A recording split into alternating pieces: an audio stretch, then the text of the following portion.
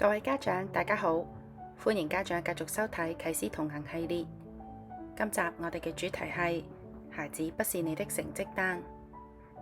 上一集我哋講到，沒經歷過害怕，怎能變勇敢？害怕係每個小朋友成長過程中都會遇到嘅情緒。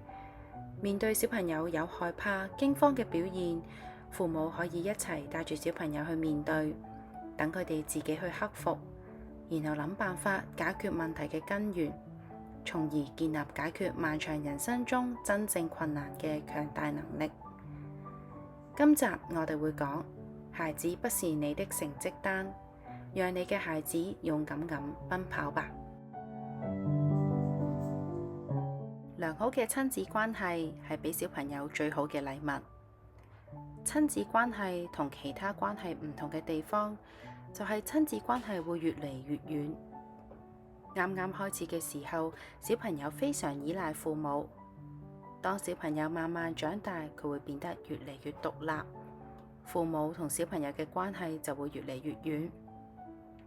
喺小朋友成長嘅過程入邊，父母會擔心，點解我嘅仔女同我越行越遠？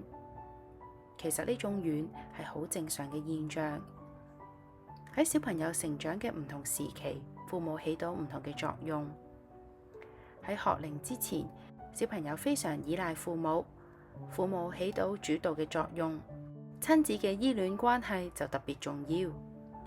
但係當小朋友開始長大，同父母逐漸變得平等嘅過程入邊，親子嘅溝通就變得好重要啦。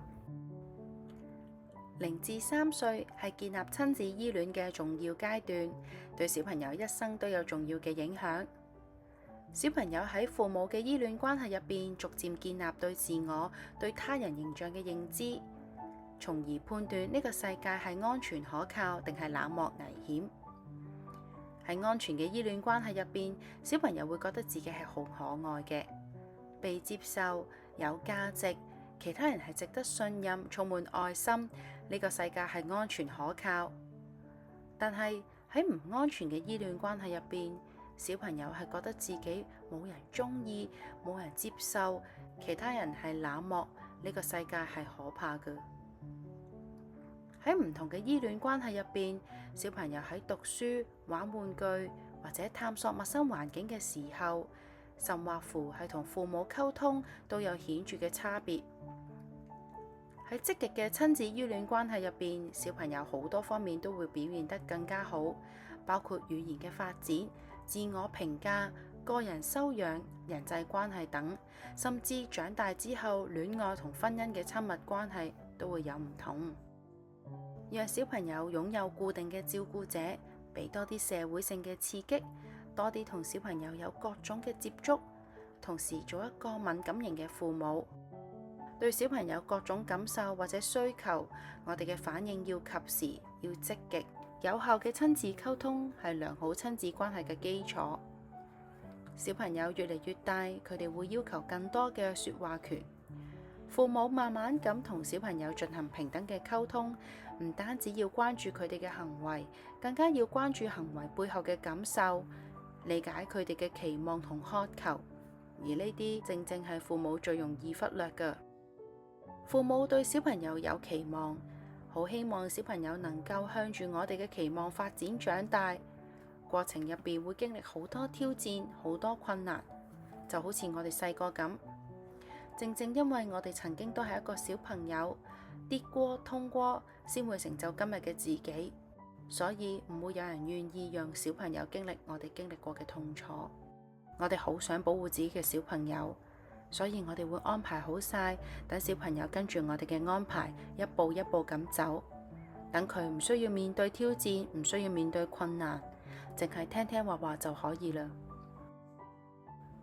但係咁樣就會剝削咗小朋友面對挑戰同解決問題嘅機會，缺乏獨立思考同行動嘅能力。當佢哋大個嘅時候，面對困難時就會感到無助、焦慮、抑鬱等等心理嘅健康問題。為咗促進小朋友嘅健康發展，父母應該尋求平衡，喺提供支持嘅同時，鼓勵小朋友獨立面對挑戰同學習解決問題嘅能力。等小朋友知道解決問題有好多方法，勇敢去試，只要係合法，冇生命危險，父母都會陪伴住佢，做小朋友強大嘅後盾。好多父母都喺度討論要讓小朋友贏在起跑線上，但實際上父母先係小朋友嘅起跑線。不論係心理學、教育學，我哋都有好多證據可以證明父母嘅言行同教養方式、父母嘅受教育程度、父母控制自身情緒嘅能力、婚姻品質等等，都係對小朋友嘅心理發展產生直接嘅影響。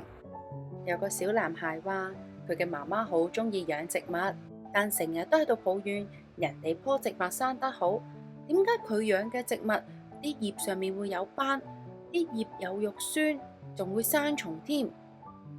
但其實佢嘅媽媽淨係喺得閒嘅時候，或者記得嘅時候先會淋下水，忙起上嚟嘅時候根本都唔記得咗佢嘅存在，所以成日都養唔好棵植物。小男孩覺得自己嘅命運同棵植物簡直係一樣啊！